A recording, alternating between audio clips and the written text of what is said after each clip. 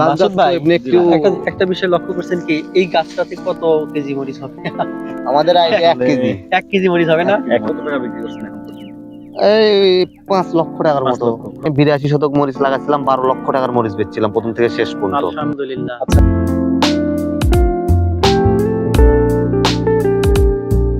আসসালামু আলাইকুম সম্মানিত কৃষি উদ্যোক্তা ভাইয়েরা, সবাইকে জানাই আন্তরিক অভিনন্দন। তো দেখতে পাচ্ছেন আমরা একটা মরিচের জমিতে অবস্থান করছি। এটা বগুড়া জেলার শাহজাহানপুর উপজেলার দাড়িগাছা নামক একটা গ্রাম। তো এই গ্রামেরই একজন ছাত্র বলবো, আসলে উনি পল্লী উন্নয়ন academy laboratory school and college থেকে ইন্টারমিডিয়েট পাস করে অনার্স ভর্তি পরীক্ষার জন্য প্রস্তুতি নিচ্ছে।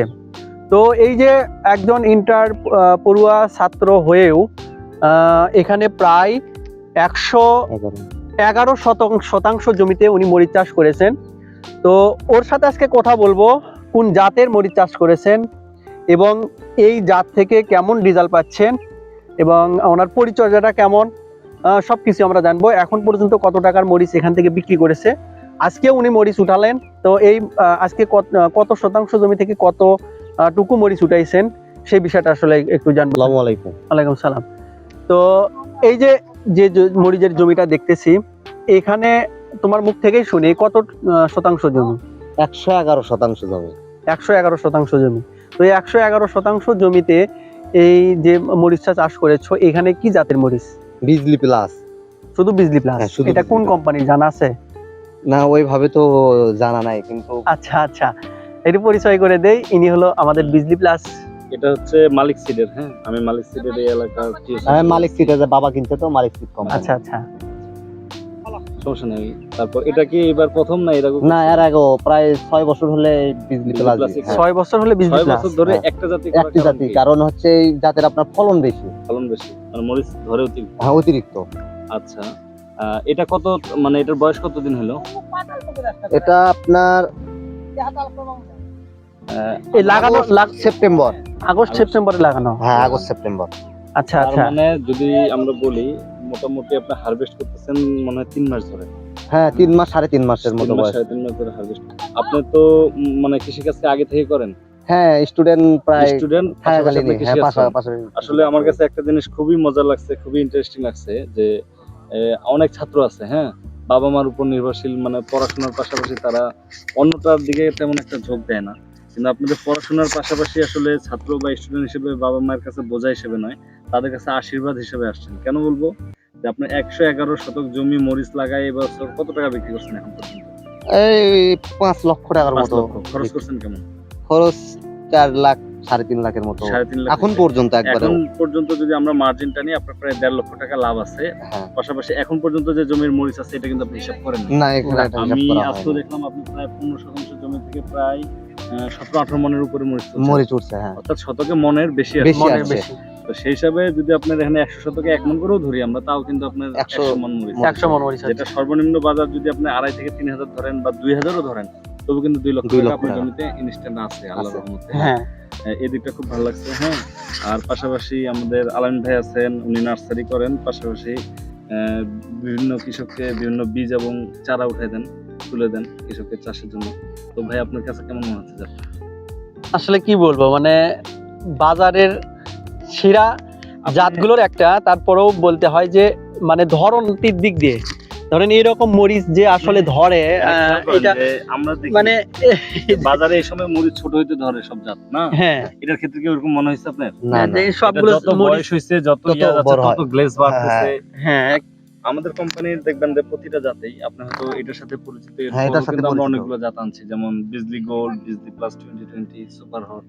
প্রতিটা জাতেই আলামিন ভাই যেহেতু মাঠে ঘুরেন বুঝতে পারবেন যেগুলো যত বয়স হয় এদের গাছের প্রোডাকশন তত বেড়ে যায়, তত এবং বেড়ে যায়। গাছের যেটা হয় যে ফল, অনেক জাত দেখবেন যে প্রথম দিকে একটু সুন্দর আছে ফল, পরে ছোট হয়ে আসে। ছোট হয়ে আসে। এইরকম সমস্যা কিন্তু মালিক সাইডে কোনো জাতে নাই। এটা একটা ভালো দিক। আর যাক, আপনি যেভাবে কাজ করে যাচ্ছেন, আপনার এই এলাকার যারা স্টুডেন্ট আছেন এদের কাছে আপনি আইডল হিসেবে থাকবেন, কারণ কৃষি মানে স্টুডেন্ট বয়সেও যে এত বড় একটা চ্যালেঞ্জ বা এমন সার্থকতা আসলে খুব একটা দেখা যায় না।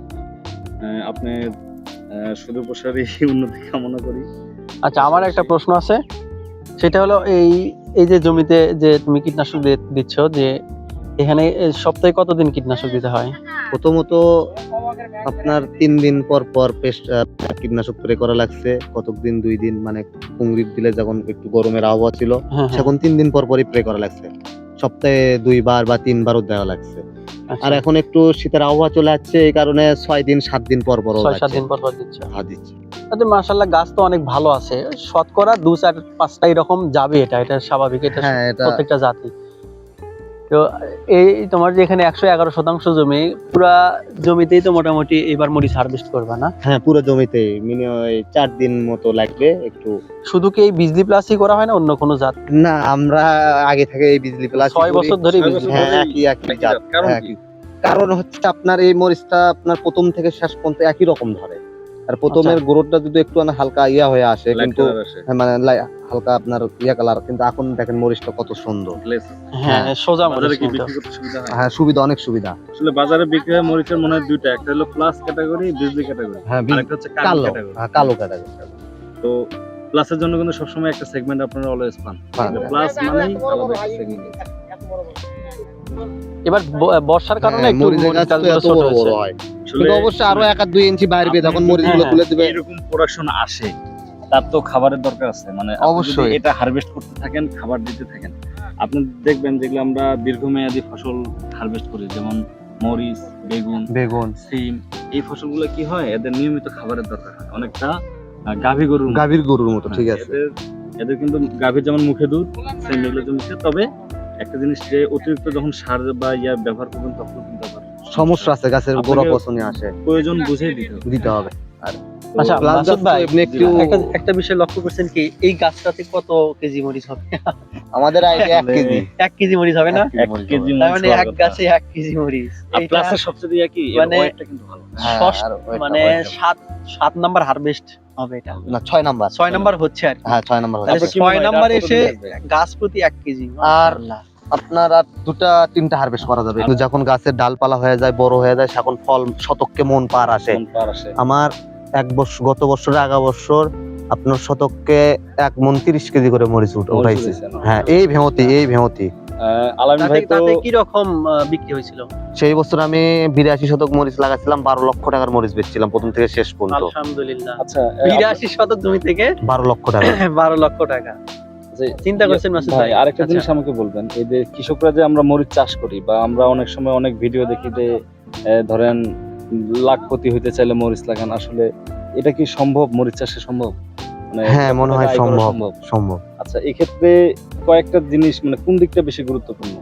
মানে পরিচর্যা বা যেমন থাকে, বীজ হ্যাঁ, থাকে, পরিচর্যাও এগুলা থাকবে আপনার, সর্বপ্রথম বীজের মান, বীজের মান মান। থাকবে। দ্বিতীয়ত পরিচর্যা, আর 3 নম্বরে যে হচ্ছে কীটনাশক, ভালো ব্যবহার কীটনাশক করতে হবে। আসলে এটা মানে ওটার পরিচর্যা, মানে যেটা আপনি রোগ বালাই এই দিক হ্যাঁ, আপনি দেখতে যদি হবে, এসে দেখেন পচা লাগছে, আপনি যদি কুংড়ির ওষুধ দেন তাহলে তো হবে আচ্ছা, না। আপনি ড্রিমস এগ্রো থেকে তো অনেক সময় সেবা নিছেন, হ্যাঁ, অনেক স্যারের কাছে আমার ছাত্র। আমার স্যার হয় তা ওনাদের সেবা কেমন? না, ভালো, অনেক আসলে ভালো। ভাইয়ের সাথে আমিও পরিচিত, উনি আমার সকল ধরনের বীজ ব্যবহার করে। হ্যাঁ, তো যাক, ধন্যবাদ আপনার সময় দেওয়ার জন্য ভাই, আপনাকে ধন্যবাদ আমাদের সাথে। ইনশাআল্লাহ।